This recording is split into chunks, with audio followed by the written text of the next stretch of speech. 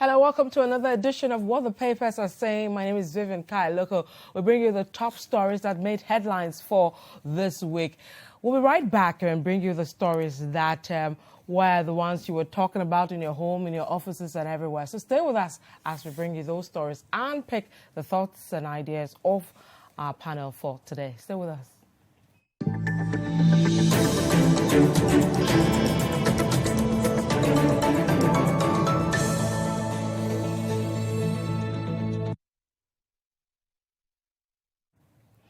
And welcome back. My name is Vivian Kai-Lokko. And of course, there were a lot of discussions this week, but three key issues made news.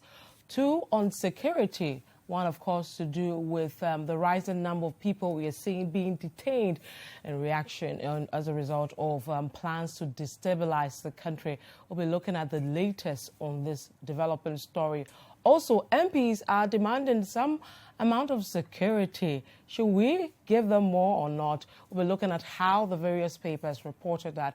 And later, the NDC and NPP back at each other's throat over issues to do with nepotism. But let's see how the papers captured all these stories, as well as the online portals as well. So let's start with the destabilization plot and go to Citi Newsroom. And it says, destabilization plot, I am innocent.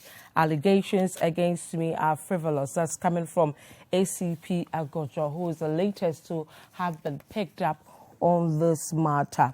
And go to Daily Graphic on the matter, and it's reporting from the courts, and it says, my activity unrelated to coup, ACP Agojo. Superintendent Tobo denies invitation by police, BNI.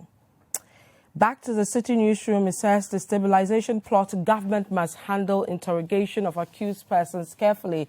This is from security analyst Festus Abuaji. Now, the Chronicle says, nobody can break me down. This is ACP Agojo, obviously speaking to pressmen after he appeared in court on Wednesday.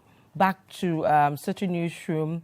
And government not witch hunting, ACP Agojo. This is a deputy information minister reacting to claims by the lawyer for ACP that his client has been witch hunted. Now, Daily Guide says top cop invited over coup plot. And then the Chronicle says BNI widens dragnet over alleged coup plot. We come back to the Citi Newsroom, and it says destabilization plot, BNI lawyer family access, denies lawyer and family access to ACP Agojo. Let's move back to the Daily Guide. It says Kofi Boakye denies coup plot. The new publisher says BNI stops coup, police family, lawyer shocked. This is a new publisher. Now we'll go to the other story to do with the nepotism and come to the Citi Newsroom, and it says NDC calls for enactment of law to check nepotism. Still with Citi Newsroom, engage in policy-based arguments, not rant. This is the MPP to the NDC reacting to the NDC's press conference earlier this week. Now, the Ghana Web captured it this way. NDC backs nepotism claims against Akufo-Addo with pictures. We'll bring you details of that statement proper in a bit. Now, the Daily Ghana Web, rather, again on that story, says NDC started family and friends cabal, MPP challenges nepotism list. Then the final story from the New Crusading Guy says NPP mocks NDC over nepotism claims. This is from the Daily Guide. Let's move to the final story to do with security, and this time for MPs. And Citi Newsroom says prioritize security of Ghanaians other than yourself. This is a separate to MPs. Now, Citi Newsroom, again, permanent police protection for MPs untenable. This is Fritz Bafo speaking over there. Now, the Ghanaian Times reports MP escapes assassination attempt. Obviously, that story triggered the discussion about whether MPs should all have security. And then finally, Daily Guide, police hunt for MPs robbers. Our final discussion is on the reduction of interest rates. Conversation that has happened over and over again, reignited again this week following the president's meeting with CEOs early yesterday or so. So the Business Finder captures it this way: address issue of high interest rate to ensure competitiveness of private sector. This is the president to the central bank. And also the Chronicle says, work to bring down interest rates. President directs the Bank of Ghana governor. So these are the stories for the week. Let me bring in my two guests for tonight, and then we'll start the conversation. Let me introduce someone. Atta-Mensah. He's with Citi FM and Citi TV, and also Selorm Adonoo. He's the head of features and articles here at Citi FM and Citi TV. Gentlemen, welcome to what the papers are saying. So we start obviously with the plot to destabilize the country. I mean, this week, or it started, I think, on Friday, we saw some high-ranking police officers' names pop up, and it was a very shocking one for me because I remember my security correspondent came to me, brought a couple of names. I'm like, no, this is not possible. You need to recheck and check with your sources. And so we had like 3 days to really go back and forth with this. And then it turned out that two had been picked up or had been interrogated over the matter. One has been in court. The third, that the name popped up, Lanchene, it turns out that wasn't really the case. But the turn of events is very interesting. And it started as, I mean, when the news broke initially some months back, there was even a challenge on social media over whether this was real or not. But it's getting interesting by the days. I mean, Thank you, Vivian. So I'm not sure which part of the story. Let's start with the police station, the police. Yeah, the names we were saying popping up. Let's start with that. COP Kofi Boakye has been interrogated over the matter. He said it took just 30 minutes. He was interrogated, he believes, because his name popped up in the conversation somewhere. We've seen ACP Benjamin Agozo. He has even been taken to court. Tomorrow we'll see what will come out, whether he will be formally charged and all that in court. And then there were other names that have popped up. It turns out that is not true. But seeing high-ranking police officers being, you know, the names popping up in this discussion, I feel this is very, you know, it's moved to another level in this conversation. Well, you see, a coup d'etat is a coup d'etat. And I don't think anybody announces their intentions of staging a coup d'etat. And I don't know whether it's the issue or the mention of police that is the unusual thing, because right here in Ghana, there's been coup d'etats where police officers have been involved before. So for me, there's nothing strange about the mention of police. For the names that we have heard, of course, we don't know them well. And even if you knew them well, and the person is going to stage a coup, he's not coming to tell you that he's going to stage a coup. But we should take note that we are in a new dispensation of democracy. And the way we engage people we call suspects should be different from what we saw in the 60s, 70s, and 80s under military rule, when people suspected to be involved in some of these things, some of them were shot and killed without any announcement. Some of them were taken to kangaroo courts and jailed, life imprisonment and all that. But, you know, you don't have such liberties.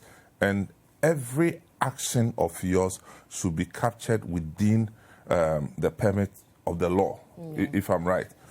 So, yes, if they are suspected to have been involved in a coup d'etat, fair enough. But what I say is that we should also be fair to them in prosecuting, you know, going through the process of their prosecution. You know, the thing is that if you detain the person beyond the allowed number of days, you send the wrong signals. For me, that's how I see it. Yeah. I'm not in a position to determine whether indeed the person tried the coup d'etat or was involved in the conversation leading to. But from where we sit as media people, our interest is that everybody deserves a fair trial. Now, the conduct of the authorities is what will determine whether people should be suspicious or not. Indeed, if you start by throwing them into one district court and then move them here, and then they want to, their family want to see them, you say no. You know, it leaves room for too much suspicion. And that's why people are agitating the way they are. Yeah, and it appears in this case from day one, all the suspects that have been detained, to the point that the lawyer for the McPalm and co. had to say in court that he was not even being allowed to see his client. His family were not being allowed to see him as well. And even one of the soldiers, I think the lady, Mama G, she is on a special diet and also has to be on a particular medication. She wasn't being given all that, you know. We're seeing the same with ACP. Initially, I think on Tuesday, it was a back and forth with the lawyers and the family. The wife threatened the hunger strike and all that. Well, I mean, you see, what I'm saying is that just be fair to them. It's not for the family of the detained person to determine when is the visiting hours. Yeah. You get what I'm saying? Yeah. But they deserve to be treated fairly. That's all I'm saying. Okay. So if the person wants to see the husband at 2 p.m. and you have reason not to allow at 2 p.m., it's only fair that you tell them when they will be allowed to do. You see, this is how we do it. But this whole thing of, it feels like we are still in the 80s. And you don't blame people when they start throwing suspicions around. But I am saying that they deserve fair trials. Okay. But we are not in a position to say, oh, this man is a gentleman, or this one is a lady, so no, it can't be. No. It's not in our place to say that. The security services have a duty to this country to secure the borders, and the presidency or the governor, they have to. Now, if they have reason to, they should investigate. But all we are saying is that it should be fair. Okay. Selorm, you're a lawyer. Samens believes they should be fair. By the rules, the BNI, for example, in this case, are they acting going by what the law prescribes that we do with suspects of this nature? Because remember, this is treason felony, very different from the other issues we see over the period. Yes, I mean, treason felony, very grievous offense, if you like. It is so serious an offense that the punishment for it is death. So it is not an offense to be taken lightly. That is why the way offenses of this nature are tried, are different from the normal kinds of offenses. Yes, Samens mentioned fair trial. Very, very important. I think fair trial, it's so important in this whole enterprise of democracy we have decided to go into. And it is so important in the rule of law.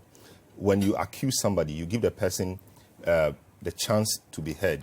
You accord him all that is necessary for the trial to be fair, to the extent that even if it has to take the lawyer for the state, that is the state attorneys, or even the attorney general or somebody in the course of the trial to make a comment even to his benefit, you do it. For example, recently in the NCA case, there was an issue at the High Court, and lawyers for the NCA former officers or executives took the matter up to the Supreme Court because it was an appeal of that particular matter. What the Supreme Court told the DPP or the Director of Public Prosecutions was that anytime the judge was going contrary to the practice or the law, she should step in and make the judge know that what he is doing is wrong. Why would the Supreme Court say that? The Supreme Court would say, because the DPP is on the other side. It's on the side of the republic or the state. Yeah. But it's also a ministry of justice and attorney general. So justice is two ways. Yeah. You want to seek justice for the state, and you also must protect the rights of that person. That's justice for the person as well. So it is not a one-way street. So, for example, the matter which has become so topical in the last few hours or in the last day or so has to do with the bail application by lawyers for Dr. Agozo, for example. So there's a case which has been quoted many times by people. That is Martin Pebu versus the Attorney General. And incidentally, Martin Pebu is the lawyer in this case for Dr.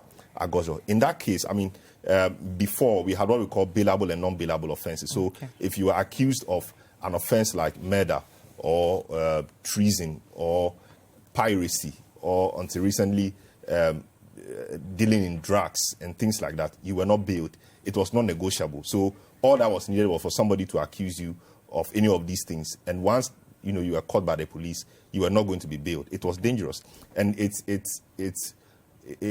was inconsistent with parts of the Constitution, liberty, etc. Martin Pebu went to the Supreme Court to seek an interpretation of that particular provision in the Supreme Court. And so the Supreme Court struck out that provision in the Criminal Offences Act, which essentially the Supreme Court essentially made a ruling that henceforth, there should be nothing like non-bailable offenses. Bail should be at the discretion of the judge, and there should be conditions to satisfy before you are granted or refused bail. So, for example, if the person is a flight risk, and depending on the gravity of the offense, you don't grant that person bail. But there is nothing like non-bailable offenses simpliciter. So now, and in that same Supreme Court judgment, the court said that the district court is not the appropriate forum for, what we call indictable offenses which the district court cannot try. So, for example, treason, the district court does not have the jurisdiction to try people on treason, felony, murder, and things like that. So that should not be the forum for you to go to seek bail or whatever. Of course, in bill of indictment, etc., you send a bill of indictment to the district court where you undergo what we call the committal hearings, which is quite a technical thing. But the committal hearing does not amount to trying the case or hearing the case in that forum. The case must be heard in the court of original jurisdiction, in this case, the High Court. So if you know that the district court is not seized with the power to grant bail for persons in such offenses, why then do you send the person to that court? And indeed, what happens normally is that sometimes when you take people like that to those courts and ask for bail, the judge will tell you, my hands are tied. So in this case, if you know that the judge's hands were tied, why do you take the judge there?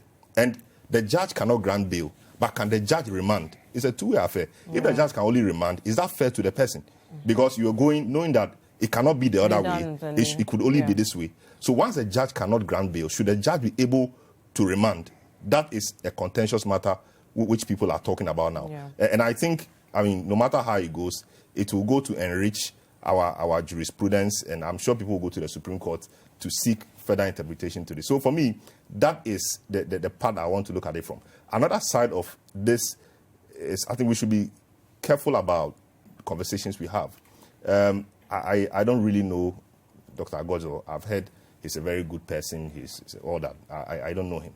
And like Simon says, I'm not in a position to tell whether he'll be able to partake in coup d'etat or destabilizing the country and that kind of thing. But things we say, maybe upon second thought, he would say he was a bit indiscreet in maybe the things he said. Well, he just said he made a comment. He made a comment on the WhatsApp about governance, the uprising and all that. Everything. You see, there are things I don't say, because when, for example, I'm associated with Citi FM. Yeah. If there's something about Citi FM and I speak on it, I may not properly so-called be the designated person to talk about it. But once I speak about it, it gives it a certain weight. Yeah. So if you know there are matters of security being discussed in the public place, like a WhatsApp platform, and you don't make, that's my view though, you don't make comments on Arab Spring or uprising and things like that. No, is it to say the police officer doesn't comment at all? No, there's a reason why the people in the security agency don't do some things. Have you ever seen police people on demonstration? It doesn't happen. Because, by virtue of you joining that profession or that employment alone, there are certain rights which are constricted for you a bit. You cannot do things the way everybody does it. So now he's made a general comment. If I had made a comment, or you or Simon or anybody, the weight placed on the comment wouldn't have been like that. We've said other things, but nobody has come to pick us up because people think that we do not have the capacity to execute those. But if you're a senior police officer and you make a comment like that, and I hope I'm not being prejudicial to the matter because in court, if you make a comment like that, it's people may stretch it and people may place weight on it that will come back to the step. But I only hope that they are treated fairly and they are granted bail and the process continues normally. I think Colonel Abuaji on the Citi Breakfast Show yesterday made the same point, that especially when you're a senior officer, you may have your opinions and you may have your political colors, but the public expressing opinions publicly can put you in some kind of discomfort. And so one can say that, well, this is clearly what has gotten him there. But we all don't know the full story yet. Yeah. I am hoping that it turns out not to be the case. I am just hoping, because my personal interaction with Mr. Dr. Agozo was very pleasant and favorable. He's an intellectual, I must say. He is an intellectual, properly so called, and I just wish him well in this business, because it will be very sad if it turns out that indeed he was taking part in something like that. But I just hope not. Okay. Thank you, guys. You're watching What the Papers Are Saying. My name is Vivian Kai-Lokko. Stay with us, because when we come back, we'll be looking at the political season is gradually moving to the campaign mode of what either said during the campaign season prior to the general elections. And the NDC has been hitting at the MPP, or for that matter, the MPP government, over who is currently in government, people close to the president, whether they should be there or not. We'll look at the statement from the two sides, what the NDC said, and the reaction of the MPP. And later, we'll look at security for MPs, whether we should give them policemen or women to guard them all throughout the day. Stay with us. So welcome back to What the Papers Are Saying. Let's move to our next topic to do with nepotism. The NDC has been accusing the MPP of doing that. Let me read the statement they had this week on that. Now, I'll go through some of the paragraphs, and it says, friends from the media, after meticulous investigations into appointments made by the president since the year 2017, we submit that the Akufo-Addo government is the most nepotistic government in the 62-year history of Ghana, and we dare say the world. Now, you may recall that at an MPP delegates conference in Kumasi on Saturday, 17th January 2016, then flag bearer of the MPP made a solemn promise to the people of Ghana that I will not operate a family and friends government, quote unquote. At that meeting, the MPP leader chided then President John Mahama for running what he called a family and friends government, and promised that should he win power, he will not operate same. It is instructive to note that at the time the current president was accusing former President Mahama of running a family and friends government, the NDC government then had only one appointee with a form of any family relations with the former president. That appointee was the Honorable Joyce Bawa Muktari, who was the former Deputy Minister of Transport and a distant cousin to the former president. Now, it went on to say, ladies and gentlemen, our checks have revealed that there are over 50 persons in the Akufo-Addo government whose appointments can be related to their families, friends, businesses, or close connections to the Nana Akufo-Addo, Dr. Bawumia, their ministers, and other appointees. This unprecedented but unenviable practice injures good governance and breeds corruption. So, a day later, the MPP reacted. There's a list of 50 people who they say is related in this way or that. I don't think I'll go through it because it's a pretty long list. But the MPP reacted a day later, and it says it condemned the NDC for a campaign of hate and division after it accused President Akufo-Addo of stalking his government with his family and friends. Now, the National Youth Organizer, Nana Boakye, insisted the appointments of family and relatives into government were made on basis of competence. Now, The MPP also challenged the authenticity of the list, pointing out that at least 33 names have no real family ties to the president. He called the allegations of nepotism frivolous and unsubstantiated, stressing it should not matter the family ties an appointee may have. Are they not competent, he asked, and challenged the NDC to prove the unsuitability of persons named in the list, and then goes on and on and on. I think the question about who is appointed in government and what you have promised to do is what the NDC is trying to do here, because relating to the fact that in before during the campaign period, Nana Addo had hit at Mahama for doing that or being involved in that. Years later, we see the same with Nana Addo. Are you talking about what NDC is saying or what you are saying? Oh, I'm talking about what... No, I'm just asking. I'm talking about what NDC you said we see the same, so I just want to know where you are coming from.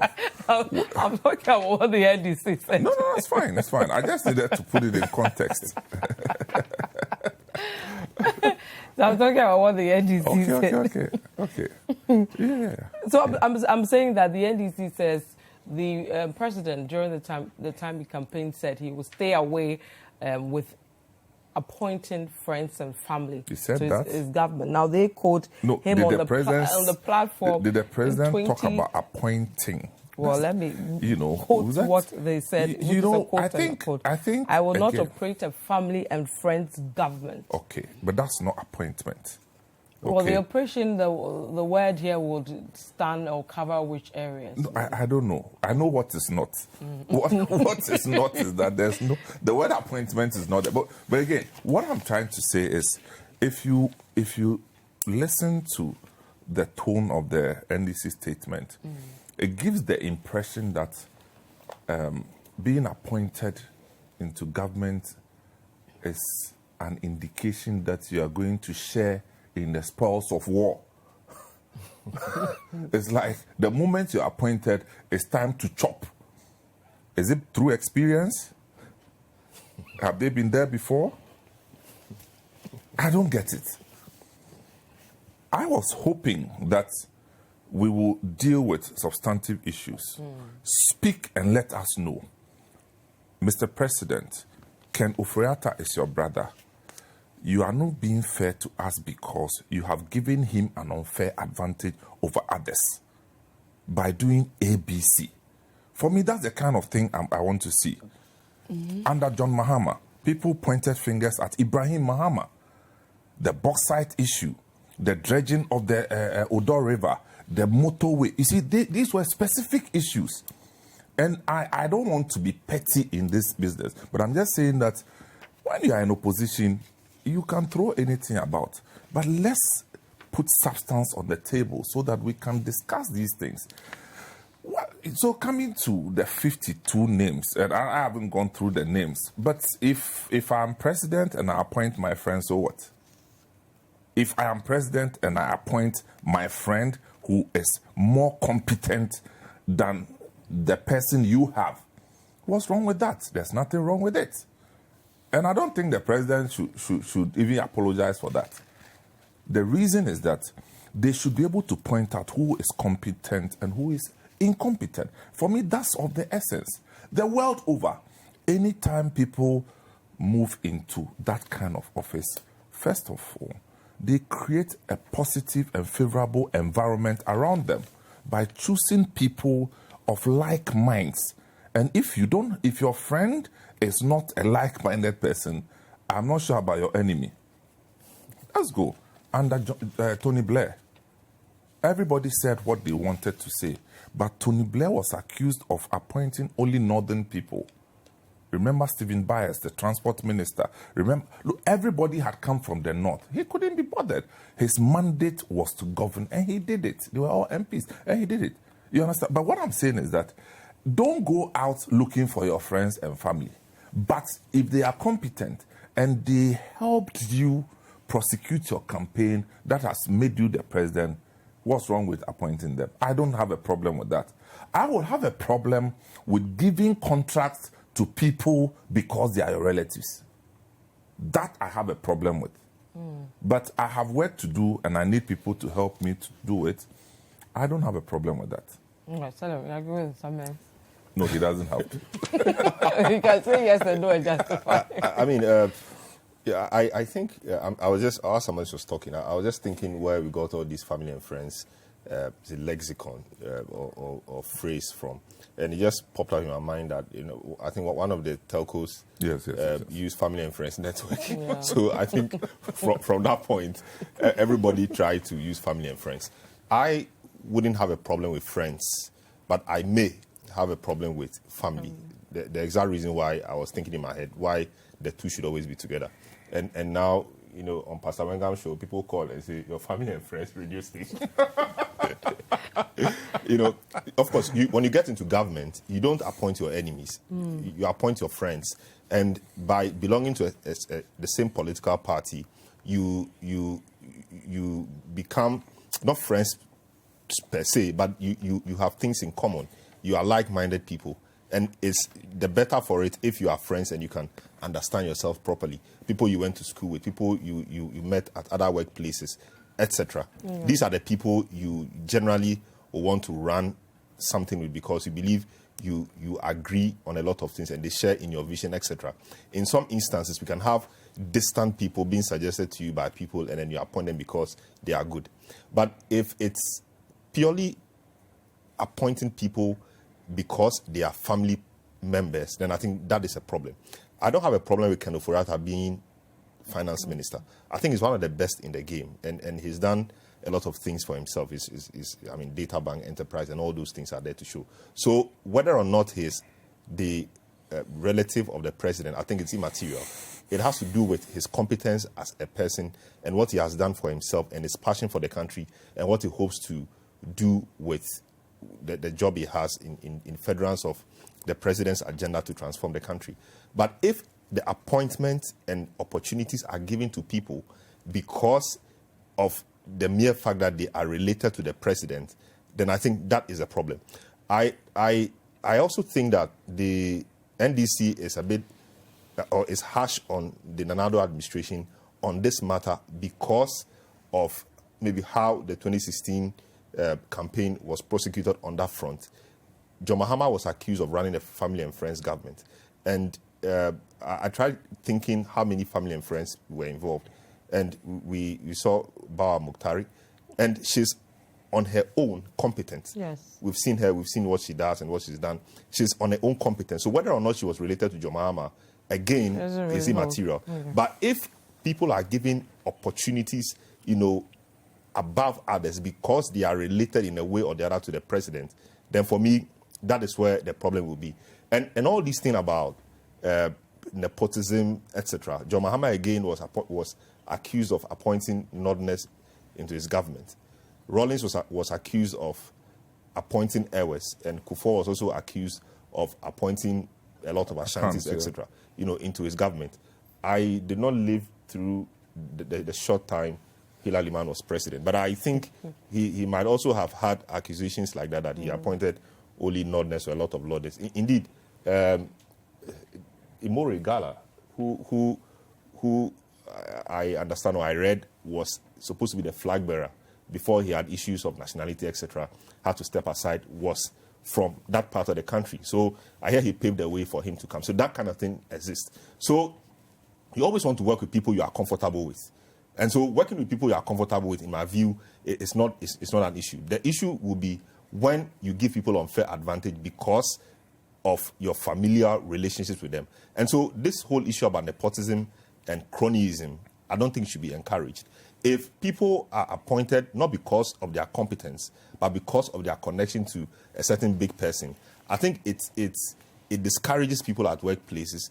It fuels sabotage and a whole lot of things and it even kills spirit because people have been working for a long time and somebody comes not because the person is competent, purely because the person is related to somebody, the person gets an opportunity above others. I think that is what we should rather be focusing on and dealing with the issues as they come and not necessarily about who is appointed or not. Kufuor was accused of appointing his brother, Addo Kufuor, but in my view, he's been one of the best defense ministers in the Fourth Republic. That was his brother, his blood brother.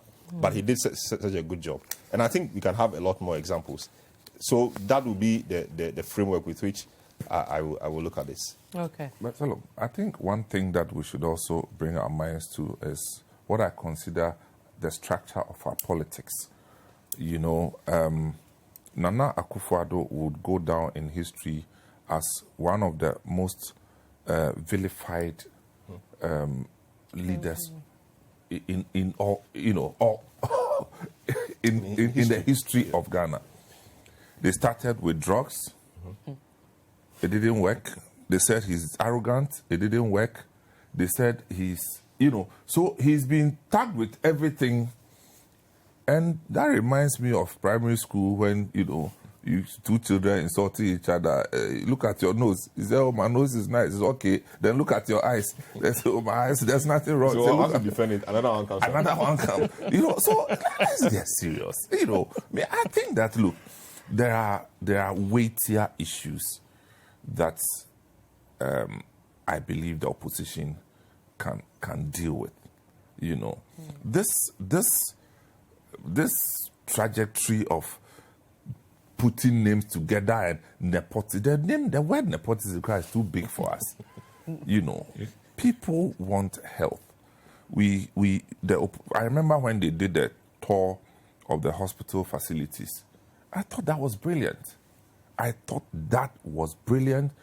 Look, they were not sitting in their offices.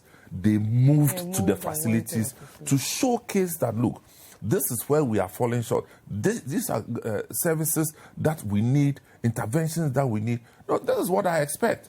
But this kind of, I don't want to use the word propaganda, but, you know, let's do something which is weightier. Because the structure of our politics is that you look for your own resources to prosecute your own agenda. When you win, you decide who you want to work with. Because when the man wanted to be president, the state did not provide money for him. Where he got the money, nobody knows. We have structured this such that you need money to do the work. So if you get the money, you now go back and check who helped me. Let me see what. But like Selorm was saying, we should be able to evaluate them one after the other and determine, okay, this person is doing a good job, but he's a president brother. Cool. This person is doing a bad job. He's a president brother. So why have you appointed this person, knowing that, you know, I want to see something like that. But the mere fact that is related to the president, for me, is inconsequential. Okay. But the issue is are they competent? So they should come back and point out those who are incompetent, and the media will support. Okay. You're watching what the papers are saying. Do send us your messages on the various issues we're talking about. When we come back, we'll look at the MPs who want some form of protection owing to some robberies you've seen lately, on some of them attempted assassination, and also the death of one about 3 or 4 years ago. That's JB Dankwa. So stay with us. So you're welcome back to the Citi newsroom. Now, this week we had quite a troubling story. The member of Parliament for Inshaesu, the Honourable Kennedy Kankam, was attacked by armed robbers in his house.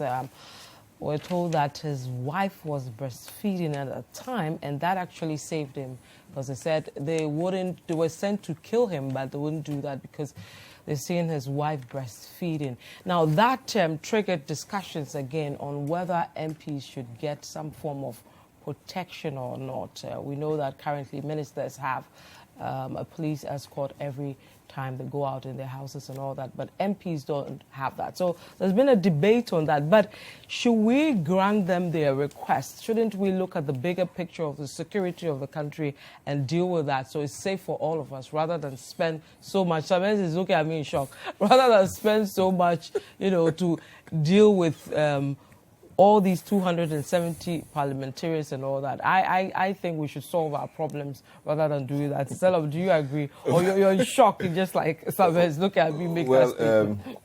Security is an important matter, and the security of everybody in Ghana is important. But I can understand where the MPs are coming from. There are three arms of government.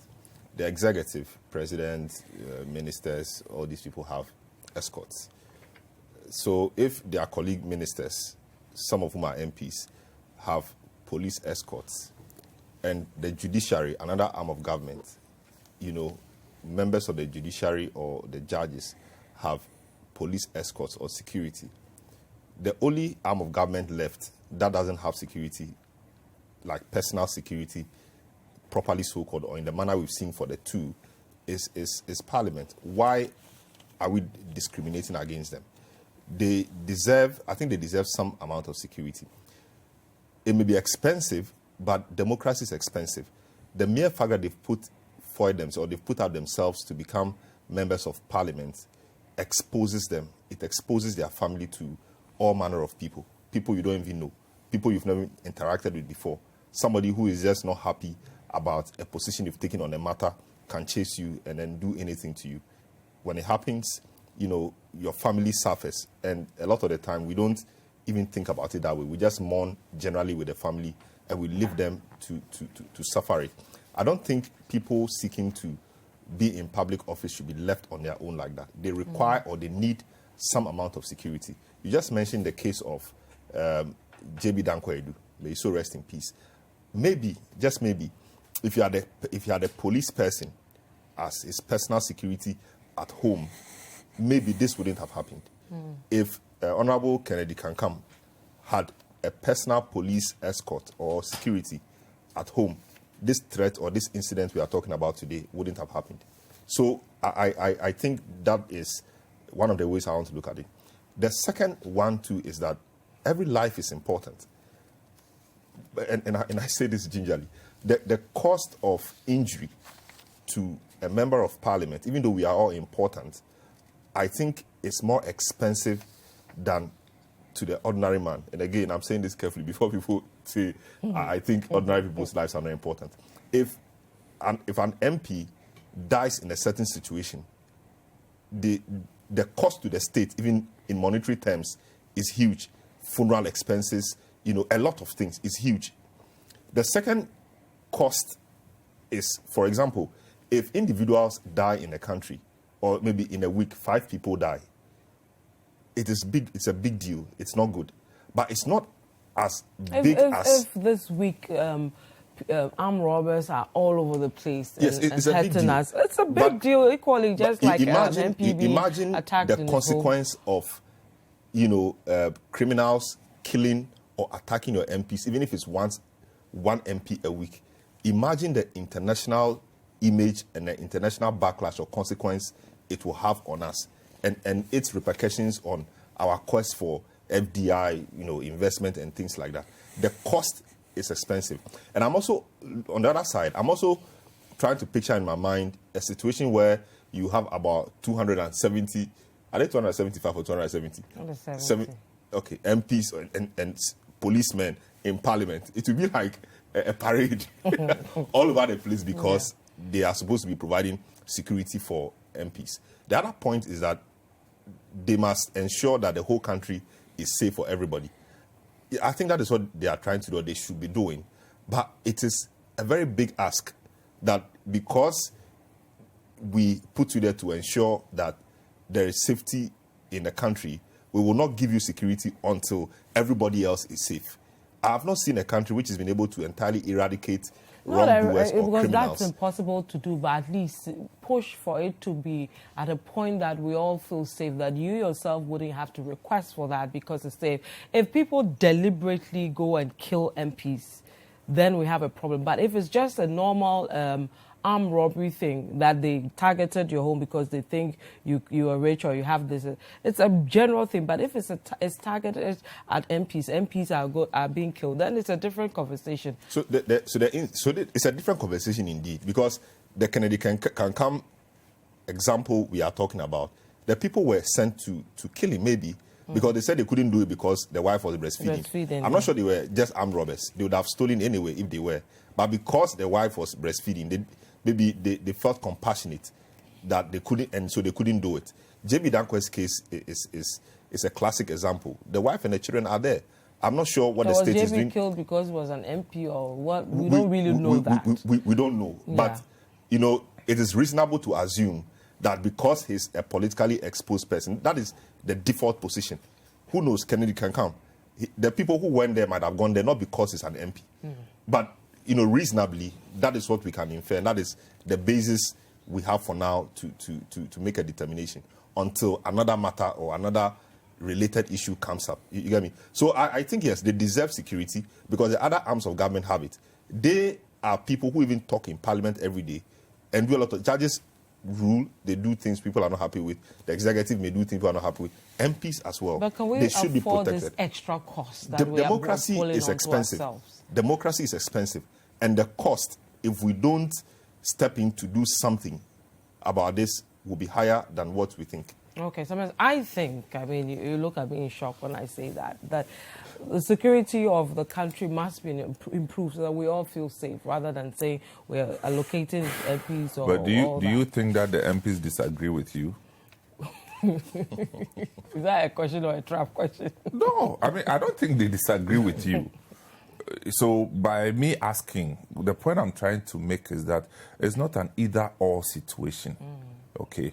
I think we've gotten to the point in the life of the country where we need to redefine our security situation, redefine, and be able to identify what indeed are our security concerns.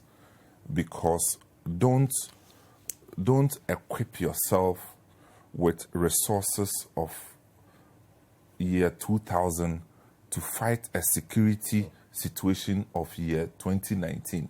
That's what I'm saying. So, if year 2000 you had 500 policemen, 2019 you can't use 500 policemen to fight crime or, you know, security issues. There's actually some wisdom in the request by the MPs, and the same wisdom that I see in granting senior judges personal security, because you see they have something in their custody which the state is interested in. So they need that preservation and protection. You understand? So I agree with Selorm when he says, if you go and kill a judge, you've not just killed another human being. You've killed something beyond a human being, which belongs to the state. And I would be careful to equate the member of parliament at the same level. You see, the fact that they need and should be provided doesn't mean that some other sector should be deprived. It only calls for us to take a second look at the security situation. And I think, for instance, at times when I'm traveling and I see policemen scattered on the Winneba Road and or Kumasi Road, stopping you and asking you to say, in my head, I'm asking, what business do you have doing here? They're always around. So do we have an efficient distribution of these so-called policemen that we have? And now, for me, without knowing much about policing, I'll say no. Because you see them, especially the Cape Coast Road, within 200 meters space, the police, everybody is stopping. I say, no, we are national. We are district. We are, what business? Look, we joke too much. The members of parliament deserve that kind of protection. I'm telling you. Now, why not? I don't think it should be a debate. We first have to admit that they deserve it. And then move to the level, how are we going to fund it or finance it? How are we going to execute? Then we are talking. But to say they don't require it because, look, the whole world. If you go to New York, the ghettos, they shoot people every day. So does it mean that the White House or the Capitol Hill should not be protected because some place in Brooklyn is like... No. I'm just saying that we should look at it in totality. Try and up our game. Have a better sense of reality, that the security situation that is confronting us as a nation has changed its course. I mean, in times past, how many times did we hear of kidnapping in Ghana? Today, it's beginning to look like kidnapping has become a real issue. So I think that they need it, and we should start planning for it. Okay, let's take some of your messages. This is from Salam in Boko. He says, "Hi Vivian, let Samens know that no one kept a gun to Nana Addo's head to make that statement. Did he also perceive that appointing family and friends means sharing the spoils of war?" Now, hello, my name is Moses from Kumasi. My question to Samens is, is Akufo-Addo the only person having competent family members? Abba, 52 family members. You should stop defending the indefensible. This one says, this is Asian from Tad. He says, "Hi, good evening. So are we saying it's better to give our bauxite deposits to the Chinese rather than the former president's brother?" So this is all around the nepotism thing we're discussing. I don't think that deserves an answer. Of course, I know that deserves an answer. So let's move to the final topic. I think we have just about 2 or 3 minutes to go on the high interest rates. The president has directed the Bank of Ghana, the central bank governor, to ensure that the rates drop for businesses to operate better, for individuals to get better rates and all that. So, remember, we did a campaign on this interest rates thing. That's correct. It's been years since we did it. The rates are still pretty high and all that. But this directive being asked by President, of course, we know there are a lot of factors. Was it a directive? Well, a directive, advice, a suggestion? Advice or an appeal or a call. Yeah, I think I'll take the call. A call and all that. Whether this call will be able to see your quick thoughts about this whole interest rate. See, it better be a call, because you can't instruct it. Yeah. You cannot instruct the Bank of Ghana to reduce interest rate. It doesn't happen that way. Can't even do it. We have done 2 rounds of advocacy in this area as a station. 2006, 2007 we did.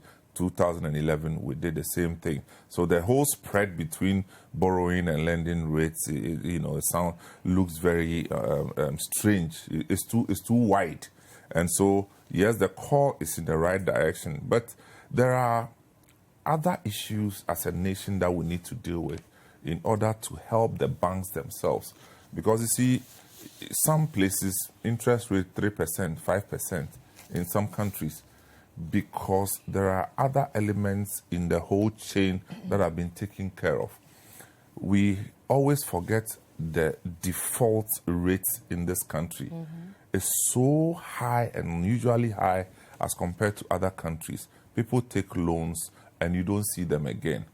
Our laws working well in that area. You take some of these issues to the bank. The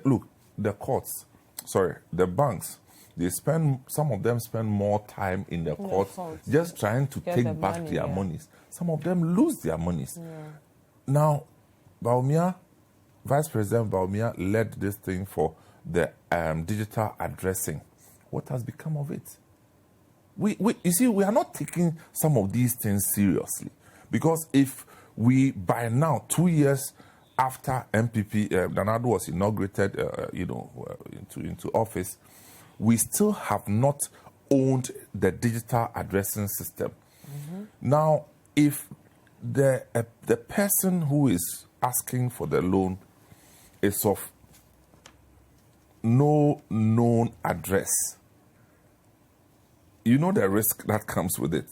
And I thought that the digital addressing and some of these things will help enrich their KYC systems. But it looks like it's just been aborted somehow. Yeah.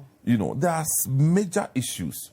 The slow pace of the processing of court issues, addressing systems, even police records, police reports, and all these things. So I think that, yes, it's a good call, but we also need to put things in place to help the banks. Okay, so unfortunately... few seconds. What I just want to say, yes, Samens has addressed it. I think we all have to put our heads together and work to reduce the interest rates. As a young person, I see young people in business, etc., going to take loans from banks to support their businesses, and the rates are not sustainable. So if we want to expand the economy, we want to employ young people or more people, I think we all collectively, given the factors Atta-Mensah has mentioned and everything, we need to work harder to ensure that the rates come down. And when it comes down, all of us will. Okay. Will Thank you very much, gentlemen. Samuel Atta-Mensah and Selorm Adonoo. My name is Vivian Kai-Lokko. Thank you so much for watching us. Goodbye.